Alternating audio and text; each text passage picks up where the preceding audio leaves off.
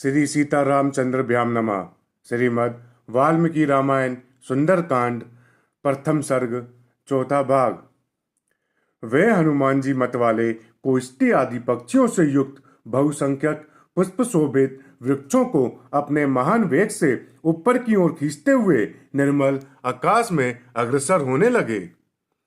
उनकी जांघों के महान वेग से ऊपर को उठे हुए वृक्ष एक मुहूर्त तक उनके पीछे पीछे इस प्रकार गए जैसे दूर देश के पथ पर जाने वाले अपने भाई बंधु को उसके बंधु बांधव पहुंचाने जाते हैं।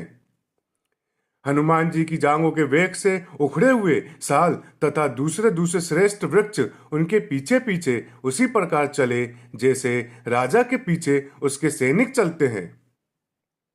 जिनकी डालियों के अग्रभाग फूलों से सुशोभित थे, उन बहुतेरे वृक्षों से संयुक्त हुए पर्वताकार हनुमान जी अद्भुत शोभा से संपन्न दिखाई दिए।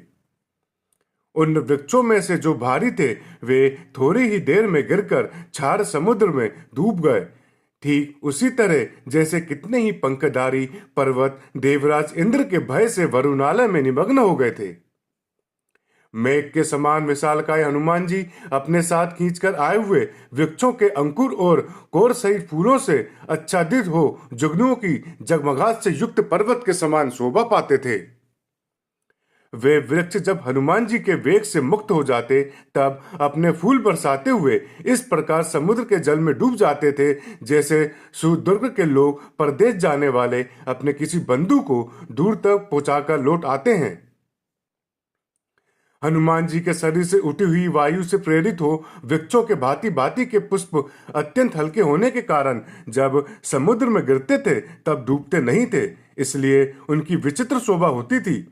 उन फूलों के कारण वे महासागर तारों से भरे हुए आकाश के समान सुशोभित होता था। अनेक रंग की सुगंधित पुष्प राशि से उपलक्षित वानर वीर हनुमान जी बिजली से सुशोभित होकर उठते हुए मेघ के समान जान पड़ते थे। उनके वेग से झड़े हुए फूलों के कारण समुद्र का जल उगे हुए रमणीय तारों से खचित आकाश के समान दिखाई देता था। आकाश में फैलाई गई उनकी दोनों भुजाएं ऐसी दिखाई देती थी मानो किसी पर्वत के शिखर से 5 फन वाले 2 सर्प निकले हुए हों।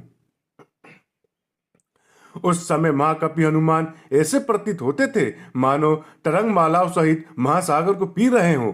वे ऐसे दिखाई देते थे मानो आकाश को भी पी जाना चाहते हों। वायु के मार्ग का अनुसरण करने वाले हनुमान जी के बिजली की सी चमक पैदा करने वाले दोनों नेत्र ऐसे प्रकाशित हो रहे थे मानो पर्वत पर 2 स्थानों में लगे हुए दावानल देख रहे हों। पिंगल नेत्र वाले वानरों में श्रेष्ठ हनुमान जी की दोनों गोल बड़ी बड़ी और पीले रंग की आंखें चंद्रमा और सूर्य के समान प्रकाशित हो रही थी। लाल लाल नासिका के कारण उनका सारा मुंह लालीलय हुआ था, अतः वे संध्याकाल से संयुक्त सूर्य मंदिर के समान सुशोभित होता था।